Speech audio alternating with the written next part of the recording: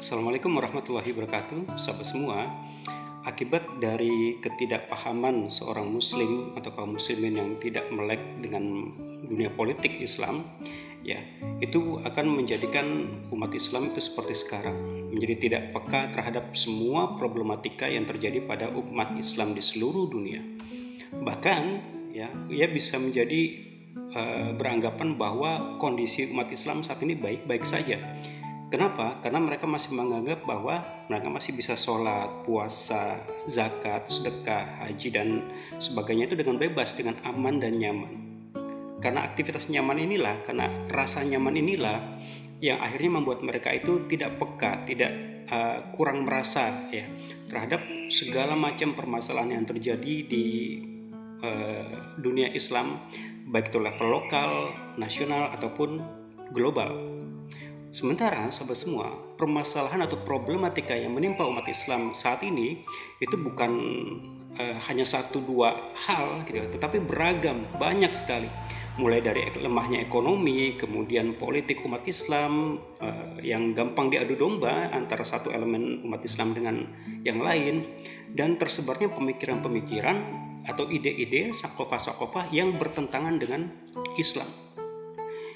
Bahkan saat ini kita bisa melihat sendiri lah ya, banyak sekali pergaulan bebas yang dilakukan oleh remaja.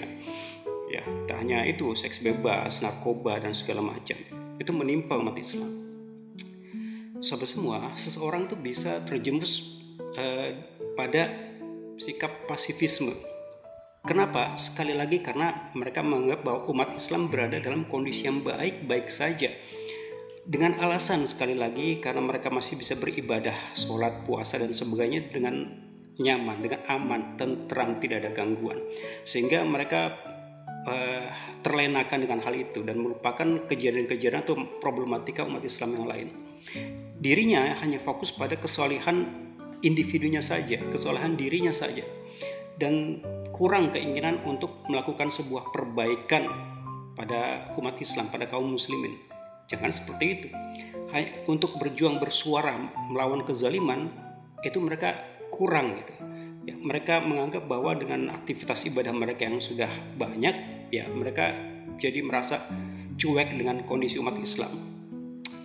Akibat hal ini, sahabat semua, akibat dari ketidakpahaman mereka tentang politik Islam, ya, itu akan menjadikan umat Islam itu gampang dibodohi gitu. Kenapa? Sahabat semua, karena mereka tidak melek literasi umat Islam, tidak mengenal pemikiran Islam itu seperti apa, sejarah Islam itu seperti apa, politik Islam itu seperti apa, ekonomi Islam, pendidikan Islam, dan sebagainya. Ketika umat Islam tidak melek hal-hal seperti itu, maka ia akan gampang sekali dibodohi oleh oknum-oknum orang-orang yang seistilahnya itu serigala berbulu domba. Mereka menampakkan kebaikan, kesederhanaan, kesahajaan, kesalihan, tetapi sejatinya mereka adalah orang-orang yang culas, licik, dan tidak berpihak kepada Islam dan kaum muslimin. Ia akan kagum, mendukung, atau minimal tidak bersikap kritis terhadap orang-orang yang berbulu domba ini, serigala berbulu domba ini. Akibat dari hal ini, sahabat semua, akibat tidak meleknya pemikiran Islam dan politik Islam, sakafah Islam, itu juga bisa membuat umat Islam itu tidak melek gitu ya, tidak melakukan upaya untuk merubah itu gitu ya. Bahkan ya jangankan seperti itu, untuk melawan Islamofobia yang saat ini sedang gencar dilakukan oleh musuh-musuh Islam, ya mereka tuh enggan gitu. Bagaimana mereka musuh-musuh Islam ini membuat umat Islam itu benar-benar berada di bawah gitu. Membuat umat Islam ini benar-benar terzalimi.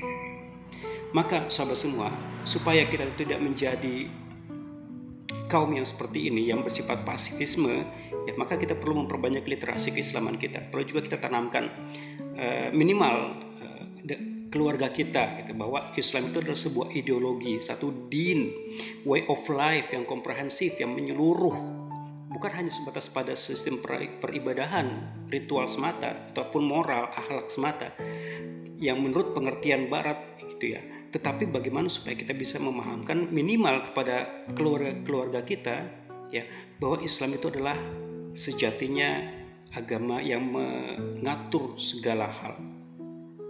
Yuk sahabat semua, kita perbanyak lagi literasi keislaman kita ngaji dan mengkaji tentang ilmu-ilmu Islam. Jangan sampai kita malah terjerumus pada ide-ide yang sifatnya adu domba, ide-ide yang bisa membuat umat Islam itu semakin terpecah belah. Karena itulah yang dilakukan oleh para musuh-musuh Islam. Demikian sahabat, semoga bermanfaat. Assalamualaikum warahmatullahi wabarakatuh.